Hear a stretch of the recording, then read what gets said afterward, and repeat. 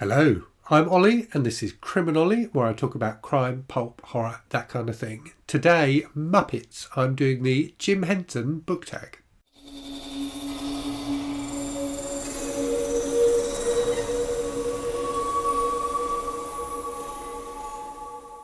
So I'm not actually going to talk that much about the Muppets. What I am going to do, though, is run through a series of prompts, a series of questions framed around different creations of Jim Henson's and come up with bookish answers to them. So this is what we call a book tag, so a series of questions that are passed around between booktubers just to get people talking about books in a different way. This tag was created by Gareth at the channel Book Songs and Other Magic, so a fantastic channel, talks a lot in particular about sci-fi, but yeah, a really engaging channel and always has something interesting to say. So Gareth created this tag last week and very kindly tagged me in it. There are 10 questions, so I'm going to dive straight into them and let you know what they are. And as I say, these are all inspired by Jim Henson, the creator of the Muppets and Sesame Street and so on. Okay, so the first question then, or the first prompt is Sesame Street, name a book that taught you something. So I tried to think about an example for this, and there's a book I've talked about before, a couple of books I've talked about before in tag videos like this, that I could have used to answer this question, but I'm trying to use these tag videos to talk about books I haven't mentioned on the channel before. I don't always succeed at doing that, but that's my intention. So I'm going to not answer this question in that I'm not going to give a specific book. But what I did want to talk about is something I really love in books, particularly older books and particularly popular fiction.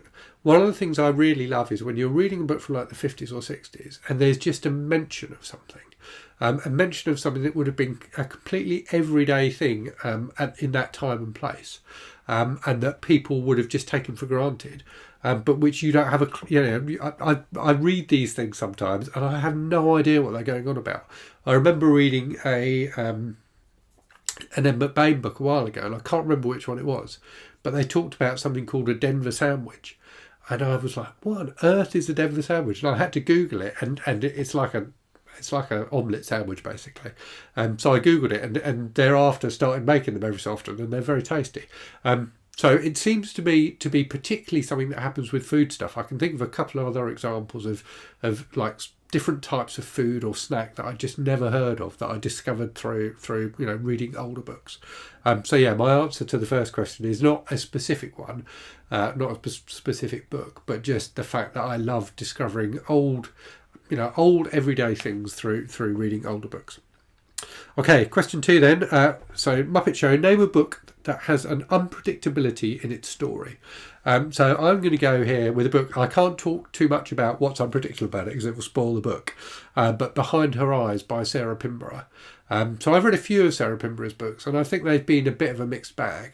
But Behind Her Eyes I thought was absolutely fantastic. And the reason it's fantastic is it's got this incredible twist at the end, which I think quite a lot of people hate, but which I thought was absolutely amazing, which just completely turns the whole book on its head. So it appears to be kind of a fairly run-of-the-mill, well-written, but run-of-the-mill domestic thriller. And what happens at the end just changes absolutely everything about the book, and I found it an absolutely delightful ending. Question 3 then is the Muppet Show's Newscaster. What book tackled a current political or social issue well? So I'm going to go with 2 books for this one, both by a journalist called Tim Shipman.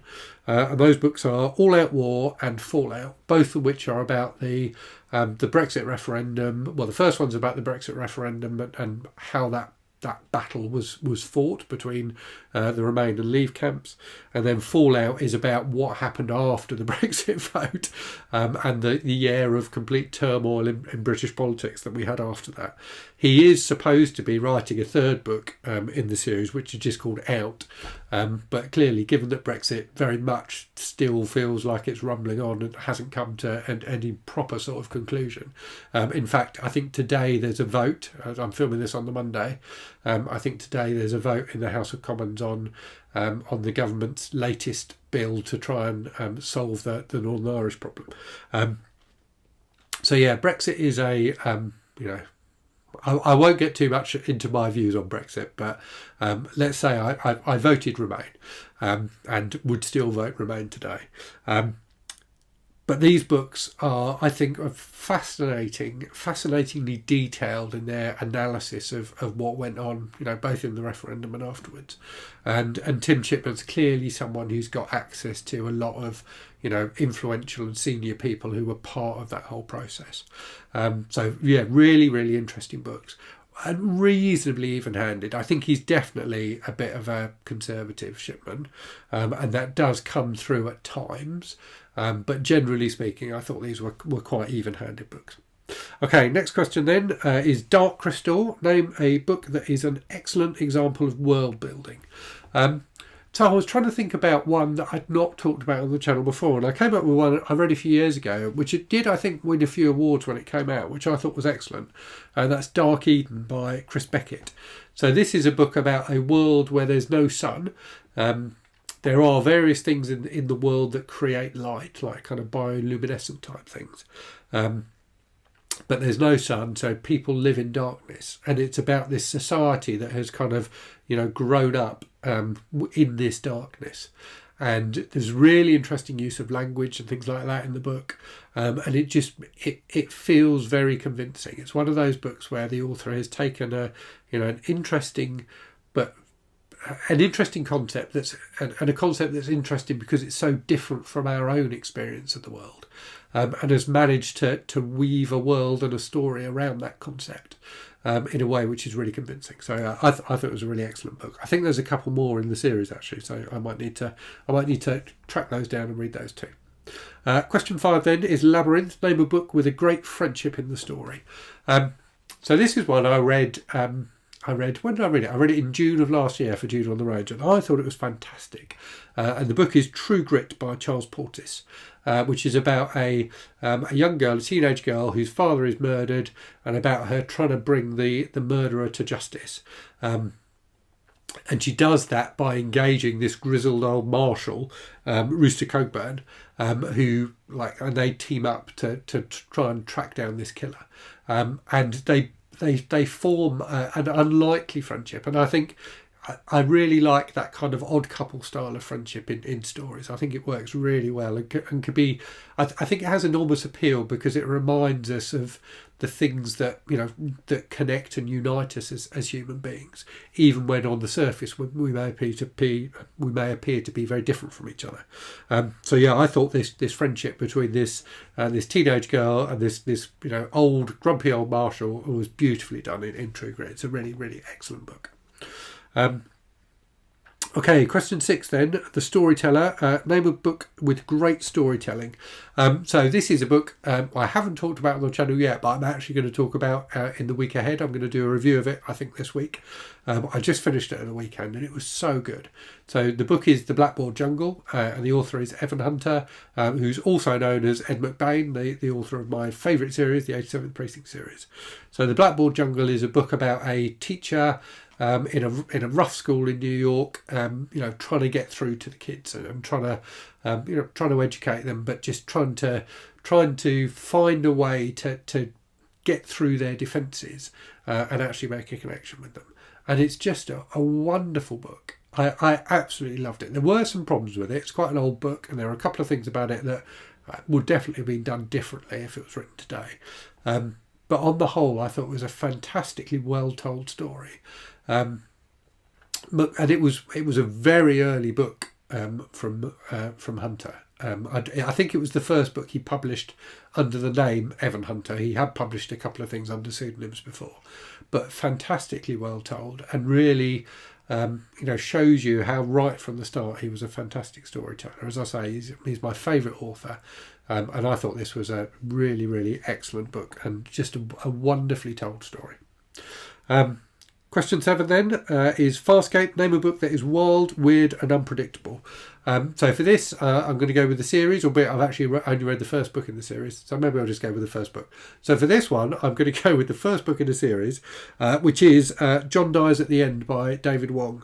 A fantastically weird kind of blend of sci-fi and horror with all sorts of weird interdimensionality going on in it. Very funny, very over the top and gross at times, but just brilliantly weird. Very, very entertaining. Question 8 then is Dinosaurs. Name a book with a great monster in it. So for this one, I'm going to go with a book which is a bit of a weird book because it's a novelisation of a movie script that was never filmed. So the science fiction author William Gibson was commissioned by 20th Century Fox to write a screenplay for Alien 3, which he did, but that is not the version of Alien 3 that ended up getting made. But his screenplay a couple of years ago was turned into a novel by another science fiction novelist, Pat Cadigan, and it's a really enjoyable, very different sequel to Aliens than the Alien 3 that got filmed was. So definitely worth reading if you're a fan of the series. And I won't go into exactly what the monster is in this book, but Gibson and Cadigan do something really interesting. There's like a different type of xenomorph in this book, shall we say, which works fantastically well. So I thoroughly enjoyed it. Okay, question 9 then is Neverending Story. Name a book that is too long. So for this one, I'm going to go with a much loved book, which I think is too long. And that book is The Lord of the Rings by J.R.R. Tolkien. So I am 2/3 of the way through The Lord of the Rings, and have been for some time. I'm intending to read the third volume, Return of the King, next month. So hopefully I'll manage to get through it. But I've really enjoyed the first book. The second book, I just felt really dragged. There was so much additional stuff in that book. And I know that people feel like Tolkien is about that world building and about that richness of Middle Earth and the world he created. But I do feel like there's too much of it in these books, and it just makes them drag. I would much preferred him to have published a slimmed down version of Lord of the Rings, and then put all the additional stuff, including all the bloody songs which just seem to go on forever, into another volume like the Silmarillion, rather than inflicting them on people who just want to enjoy the story. I'm sure there are people in the comments who will disagree with me on that one, but that is my honest opinion. Okay, final question then. Question 10, Fraggle Rock. Fraggle Rock was a huge hit in my household when I was growing up. My sister in particular absolutely loved it. Name a book with little creatures in it. So for this one, I'm going to go with a book called Ants by Peter Tremaine, which is a not very good when animals attack kind of book. I didn't really enjoy it at all. One of the reasons I didn't enjoy it is the cover of the paperback edition that I've got appears to have a huge ant on it. Like if you've seen the movie Them, which has giant ants, like the size of a cow, if not bigger. The ants that are in Ants are actually really small. I think they're bigger than normal ants, but they're only like an inch long or something like that. So I was very disappointed when I read it that it had slightly bigger than normal ants rather than giant ants. Right, time for me to tag some people. So I'm going to tag 3 people for this one. None of whom I think have done this tag yet, and hopefully you haven't been tagged in it either. So I'm going to tag Kelsey from Simon Slashers, Jolene from Bookworm Adventure Girl, and Gina Stania. So time for a random book from the shelves. Today's book is Raising Demons by Shirley Jackson. So Jackson obviously best known for her fiction, but also wrote kind of non-fiction memoir type stuff. This is, I think, the second volume of her memoirs. I picked it up a while ago in a charity shop, but I haven't got the first one. So I need to get the first one first and read that so I can read this one. So at least this time, when I say I haven't read the book I'm holding up, I've got a good excuse. So I hope you found that interesting. Let me know what your answers to some of these questions would have been. And as always, thanks very much for watching. Hope you're safe and well out there. Hope you're really good stuff. And I'll speak to you again very soon. Cheerio.